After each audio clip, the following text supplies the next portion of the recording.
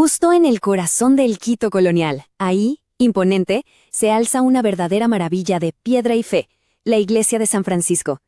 Pero su atrio, ese espacio magnífico, esconde un secreto, un pacto que se selló en la más profunda oscuridad, entre un hombre y el mismísimo diablo.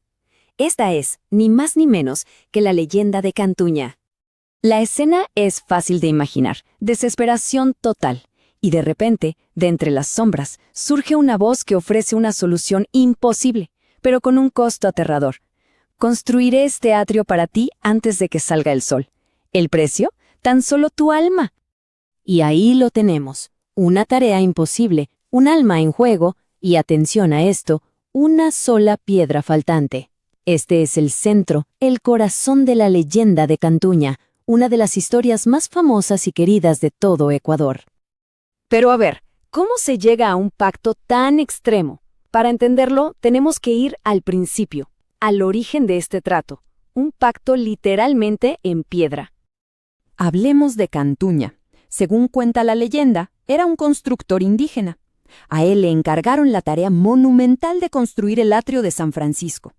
El problema es que el plazo era ridículamente corto, casi una burla. Fallar no era una opción. Significaba la ruina absoluta. Y la noche antes de la fecha límite, con la obra a medias, la desesperación era total. Entonces, con toda la esperanza ya perdida, mientras la noche caía sobre Quito, uno se pregunta, ¿quién podría aparecer entre las sombras para ofrecer una salida? Pues claro, el diablo. Le ofrece un trato de esos clásicos, terminar la construcción en una sola noche, a cambio de su alma. Cantuña, en su desesperación, acepta. Pero, y aquí viene lo brillante, añade una condición súper importante. Hasta la última piedra tiene que ser colocada, ni una más ni una menos. Y con ese pacto ya sellado, llegamos al clímax de esta leyenda, a la noche frenética de construcción y al enfrentamiento final. Vamos a ver cómo se gesta la derrota del diablo. Cae el sol, el pacto se cierra. Pero un momento antes, Cantuña, con toda su astucia, esconde una pequeña piedra.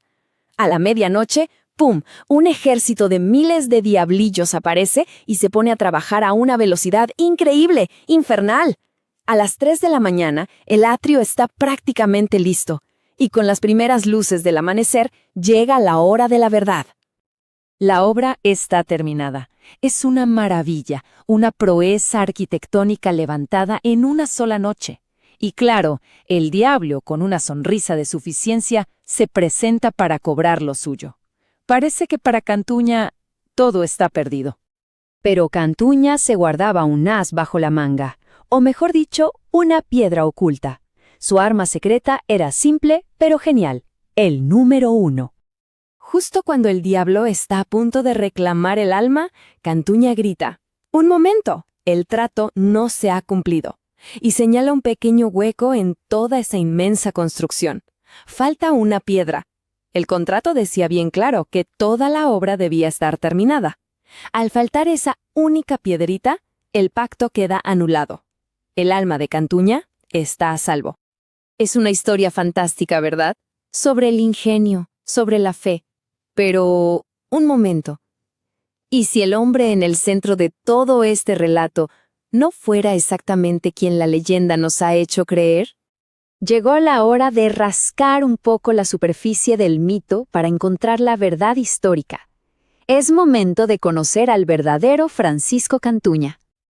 Y aquí es donde la cosa se pone interesante, donde la leyenda y la historia chocan de frente.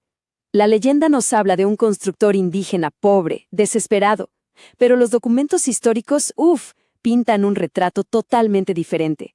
Hablan de un maestro artesano rico, influyente, que no construyó todo el atrio, sino que fue benefactor de una capilla muy específica. ¿Y cómo se sabe todo esto? Bueno, gracias a los archivos coloniales. Su testamento, por ejemplo, revela que era un hombre con una riqueza considerable, dueño de varias propiedades. Y no solo eso, descendía de la nobleza indígena local. De hecho, él mismo financió la construcción de la capilla que hoy conocemos con su nombre e incluso dejó un fondo para que se hicieran misas por su familia. Entonces la gran pregunta es, ¿por qué nacería una leyenda tan dramática, tan diferente en torno a una figura histórica real? Vamos a ver cómo se construye una leyenda. La receta para un mito como este es simplemente fascinante. Se empieza con una figura histórica real y exitosa. Luego, se le añade una obra arquitectónica que parece casi imposible de explicar. A eso se le mezcla un poco de las creencias populares de la época, como los pactos con el diablo. Y para terminar, se sazona con una moraleja muy potente. El ingenio local siempre puede triunfar sobre el mal. Y aquí está el punto clave. En una sociedad colonial tan rígida y estratificada, ¿cómo era posible que un hombre indígena alcanzara tanta riqueza y tanto estatus? Para muchos, la explicación más lógica no era su talento, su trabajo, sino una ayudita sobrenatural. La leyenda se volvió una forma de darle sentido a su éxito extraordinario. Y todo esto nos lleva al final, al legado de Cantuña. A esa conexión entre el hombre, el mito y la pieza que parece faltar, pero que en realidad lo une todo. Se podría decir que al final, la leyenda misma se convirtió en esa piedra final. Es la pieza que completa la historia de la capilla de una forma que los puros hechos históricos, por sí solos, no podrían. Esa famosa piedra faltante no es un defecto, para nada. Es un símbolo superpoderoso. Representa la astucia humana, la resistencia cultural de un pueblo y, aunque suene paradójico, una fe tan profunda que es capaz de burlar hasta el mismísimo mal. Así que todo esto nos deja pensando, la próxima vez que uno pase junto a un edificio antiguo, vale la pena preguntarse, ¿qué historias, qué pactos, qué verdades se esconden